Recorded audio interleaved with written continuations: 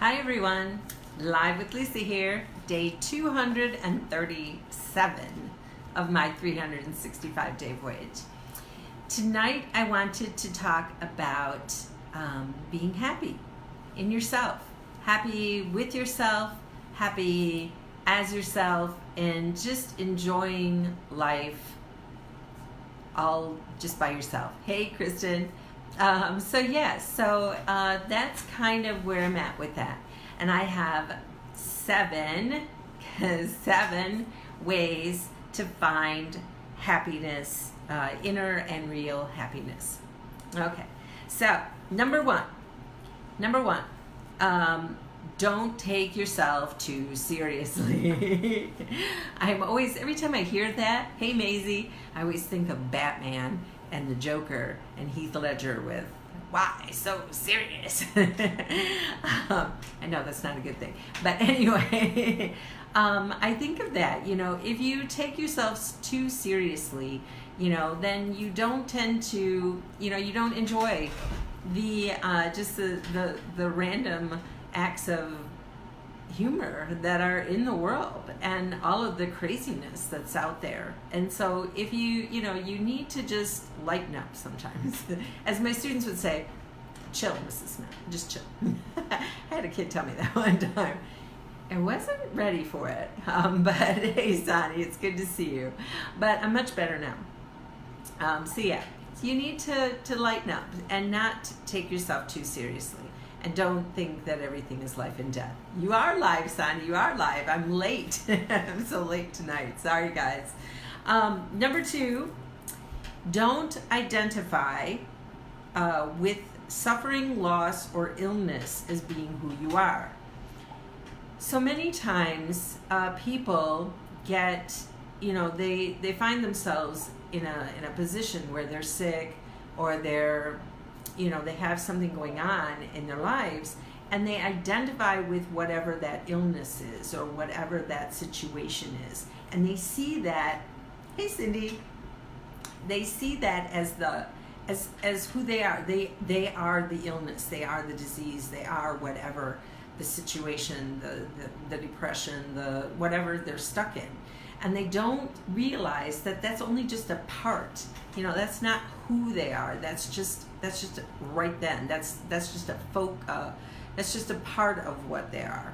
It's not them. It's not their soul. It's not the essence of who they are. So it's important to understand that and not identify yourself with whatever you have going on, because you are greater than that. You are more than that. And so there's so much more to you than that. All right, so that's number two. Number three, it's okay to be you, just as you are, warts and all. All right, let me say that again, because I need to hear it like 50 times. It's okay to be you, just as you are, warts and all. I cannot tell you how freeing that is to realize that it's fine to be who you are. God created you. You are perfect just the way you are. All your flaws, all your insecurities, all the whatevers that you have, it's all right to be yourself. You are enough all by yourself. So that is when you can grasp that, when you can really believe it, when I can really believe it, then that will just be such a joyous day, because I never ever feel like I'm enough, like just me is enough. I always feel like there's got to be more. I need to be more, but it's not. It's okay. I'm fine just the way I am. The way I am is the way God made me. I know, Kristen. I feel that way. I feel that way all the time. I'm a perfectionist. I am constantly driving myself to do more, be more. And I have to say, it's only been the last, going through my 365, that I've started to really realize that I am okay just the way I am. All the, warts and all, whatever insecurities, crazy, anxieties I have, it's all right. Everybody suffers from the same thing. we're all in the same boat. We are all in the same place. We're all going through the same, and so it's okay. It's really okay all the way it is. Hey Deanna, it's great to have you on. So that's number 3. It's okay to be you just as you are, warts and all. Number 4, make friends with yourself. These are so tough, but you really need to. You're stuck with yourself. You're going to be with yourself forever. You're going to be, your kids will go, things will happen, but you will be stuck with you. You're super hard on yourself. Kids see, no matter what, and you have to not take yourself so seriously and lighten up. Hey Sue, it's great to have you on. But it's important that you make friends with yourself. You have to find a way to like yourself, and that's part of the next one, but or the one that's coming up. But you want to enjoy being with you, just by yourself, and be okay with it. So it's not like you have to be with people all the time, because you're going to be alone, and it's going to be okay. And you have to find that peace within yourself, that being with you is enough. It's okay. So like when we were talking about traveling by ourselves or going places alone, that's fine. It's nice to go by yourself sometimes and not have to do things the way anybody else wants to go to your own movie by yourself and see whatever you want to watch, not what someone else wants to watch, or going out to a restaurant and just going and doing, eating dinner by yourself. Sonny says, I like to be by myself. It's good to be alone and just enjoy your own presence, your own soul, and not have to, fill it with anyone else or anything else. So it's good to make friends with yourself. That's number 4. Number 5 is feel everything, whatever it may be. Whatever you're going through, feel it. Take it in. Feel all those feelings. Process it. And let it go. So just take whatever it is, bring it into you, and then let it go. Experience it. Hey, Tracy, experience it and let it be, whatever it is, and then don't be consumed by it. Just let it go. So let those feelings, but experience them, because that's what makes you feel alive, is to know that you've got those feelings there and that they're all on and that they're part of you. But don't let them define you. Don't let them take over your life. That's the thing I always worry about, is I don't want to. The letting go is the hardest part. Yes, definitely. Because you get consumed with that anger, and then it just builds, and you build on it, and you just feel it, the rage tearing over. But that destroys you. So you want to let it go. Happiness too. If you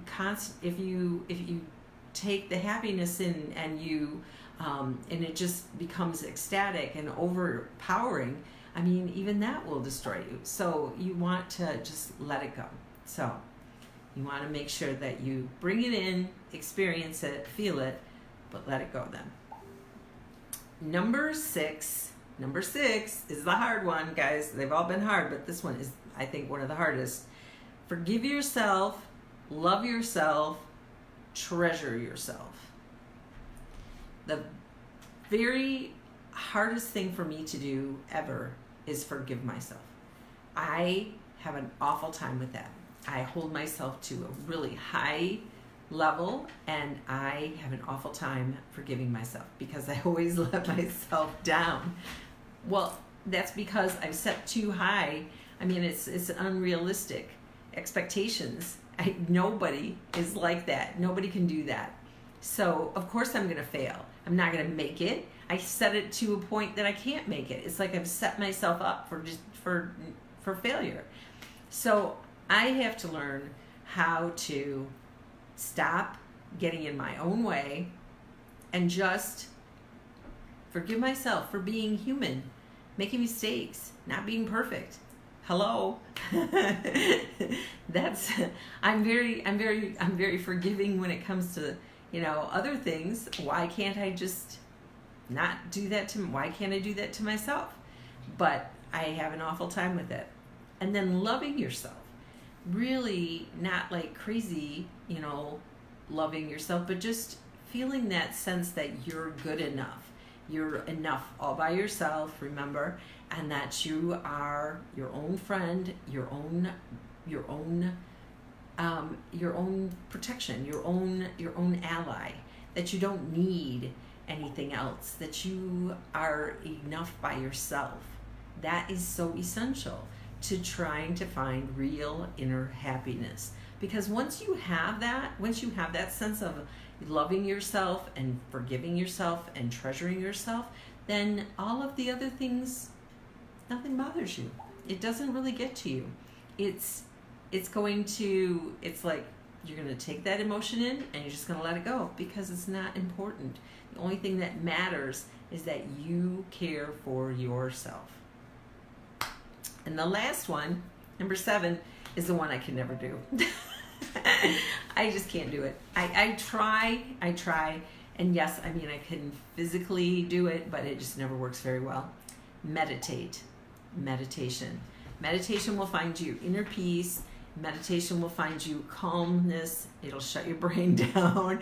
Something I'm still working on. As Mandy would say, I am training. It's not going very well, but it is very difficult for me to shut my brain down. And so when I'm trying to meditate, I can never get past, I have to focus on a word, and then I can never let the word go, because if I let the word go, then all the other words start flying in. But I'm just a talker, and so words are important to me. It's like they're just all over the place. So for me, meditation doesn't work. But what my friend Gigi suggested I do instead works amazing. Sing and dance. If I sing and dance, I focus on the words. That's how I go to sleep at night. I focus on a song, and I'll hear the song in my head over and over and over again, and then I can go to sleep. So if I focus on the words and I dance, then my body gets into the rhythm of it all, and I'm singing and I'm dancing and I'm focusing on that, and I'm not thinking about anything else. I'm just like in the Zen moment. And so for me, that works. But meditation, not so good at it. But if you can, meditation is more relaxing and more calming, and it's better for your brain than even sleep. So try it. If it works for you, amazing. A high five from me. High five. But for me, it doesn't work so well. I just can't stop the words. They just keep going. So, and you have to focus on shutting the words out in meditation. At least that's what I've been taught. And it's just not. So as long as I focus on a word, I'll have to focus on a word or, some kind of a sound. I can do that. But it's really hard for me, and I just never get, it's not like something I want to do. It's always something I have to do. So guys, that's it. Live with Lisa, day 237. Thank you for being on with me. Late I am, as I am. It's past my bedtime. So I'm going to say good night, guys, and you have a blessed evening, and I will talk to you tomorrow. Bye.